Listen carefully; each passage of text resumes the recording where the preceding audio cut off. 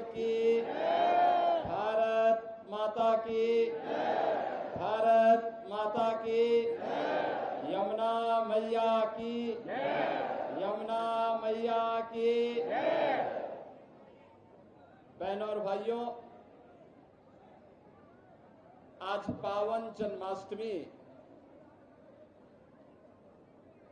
का शुभ आयोजन है। मैं इस अवसर पर संपूर्ण वृंदावन वासियों को, उत्तर प्रदेश वासियों को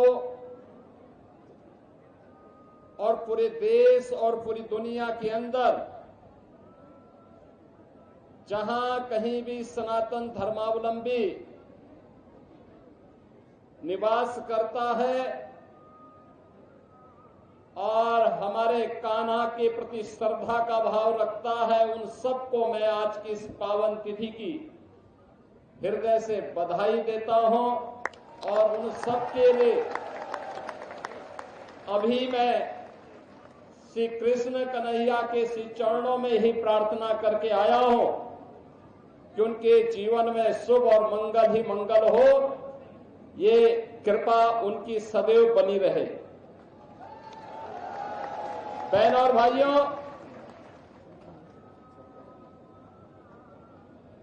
5000 वर्ष से भी पहले से ये ब्रजभूमि भगवान श्री विष्णु के पूर्ण अवतार के रूप में द्वापर में अवतरित भगवान श्री कृष्ण के पावन अवतार और लीला की भूमि के रूप में जानी जाती है। ये हम सब उत्तर प्रदेश वासियों का सौभाग्य है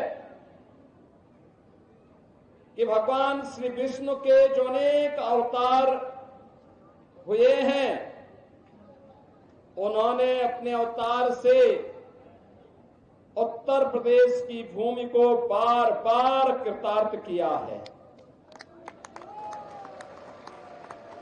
अगर अयोध्या से राम जन्मभूमि के रूप में जानी जाती है, तो हमारी मथुरा भगवान श्री कृष्ण के पावन अवतरण की भूमि है। भगवान श्री कृष्ण ने अपनी संपूर्ण लीला इसी ब्रज क्षेत्र में, यहां पर उनकी लीला को देखने जानने का सौभाग्य इस ब्रजभूमि को प्राप्त हुआ। आज भी यहां के रज रज में, कण कण में श्री कृष्ण की भक्ति, राधा रानी की शक्ति के दर्शन इस ब्रजभूमि में हम सबको होते हैं। जो भी कृष्णमय हुआ, उसने अपने जन्म और जीवन को धन्य कर दिया।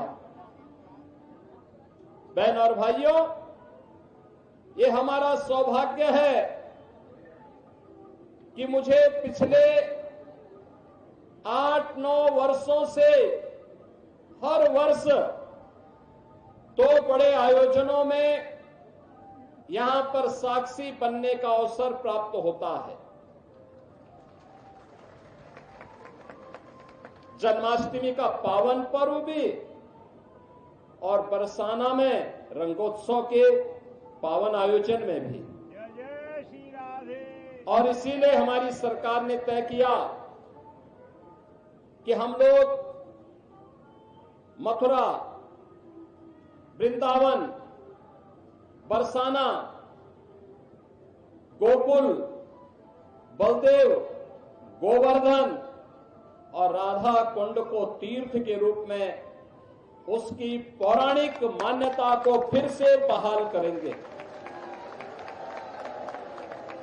ये डबल इंजन की सरकार प्रधानमंत्री मोदी जी के मार्गदर्शन और नेतृत्व में इस पूरे अभियान के साथ पूरी प्रतिबद्धता के साथ लग करके अपनी आध्यात्मिक विरासत के संरक्षण के लिए और श्रद्धालु जनों की सुविधा के लिए अत्याधुनिक विकास के लिए प्रतिबद्ध है। ब्रज क्षेत्र के विकास के लिए ब्रज तीर्थ विकास परिषद यहां पर कार्य कर रहा है। सभी माननीय हमारे जनप्रतिनिधिगण मार्गदर्शन दे रहे हैं और कृष्ण कन्हैया की कृपा जो है यह क्षेत्र विकास के नित नए प्रतिमान को स्थापित कर रहा है। आज उत्तर प्रदेश अपनी आध्यात्मिक विरासत और अत्याधुनिक विकास के लिए देश और दुनिया के अंदर एक नए प्रतिमान को स्थापित कर रहा है। और आज ये मेरा सौभाग्य है कि जन्माष्टमी के अवसर पर मुझे स्वयं कहना कि इस पावन जन्मस्थली पर आने का सौभाग्य प्राप्त हुआ है। आप सभी के दर्शन भी हुए। आप सभी को मैं एक बार फिर से पूरे ब्रज वासियों को, मैं पूरे प्रदेश वासियों को आज के इस पावन पर्व पर मैं हृदय से बधाई देता हूं। हमारा संकल्प होना चाहिए जो प्रधानमंत्री जी ने देश के स्वाधीनता के अमृत महोत्सव वर्ष के अवसर पर हम सबको संकल्पित करवाया था और वो संकल्प थे पंचप्रण के, गुलामी के अंशों को सर्वथा समाप्त करना,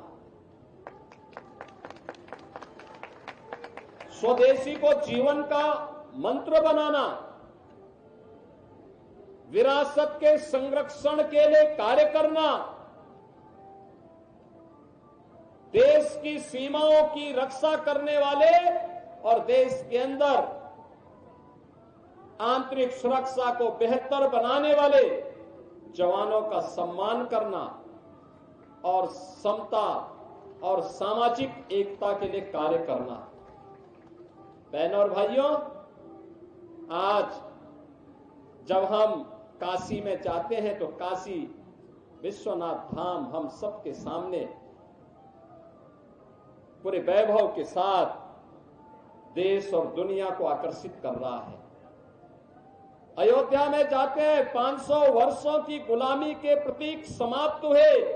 अब श्री कृष्ण श्री राम जन्मभूमि पर भव्य राम मंदिर का निर्माण होकर के दुनिया को अपनी ओर आकर्षित कर रहा है।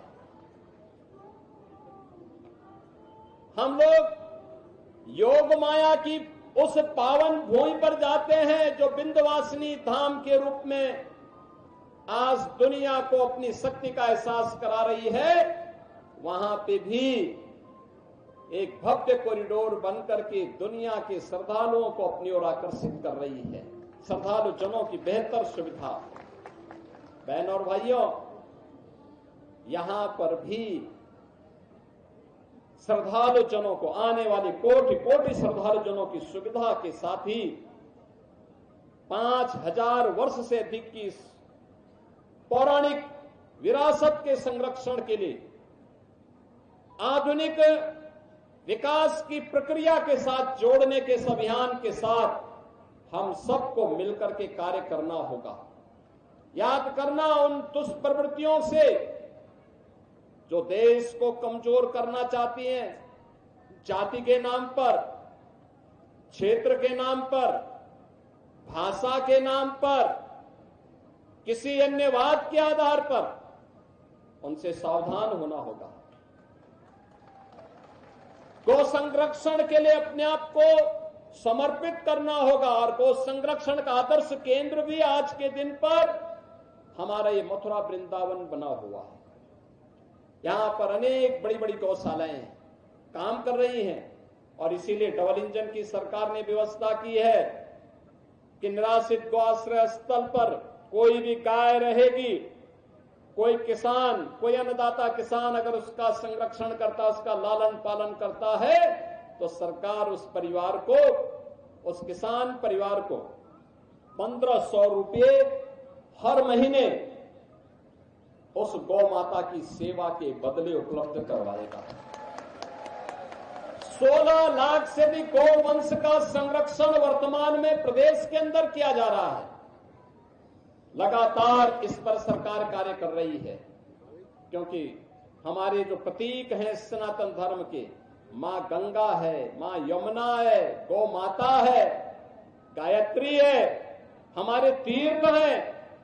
जब तक ये है सनातन का ध्वज ऐसे ही दुनिया का मार्गदर्शन करता रहेगा, विश्व बंधुत्व के भाव के साथ दुनिया को एकता और शांति और सौहार्द का मार्गदर्शन करता रहेगा। एक बार फिर से आप सभी को श्री कृष्ण जन्माष्टमी की हृदय से बधाई देता हूं, अपनी मंगल में शुभकामनाएं देता हूं।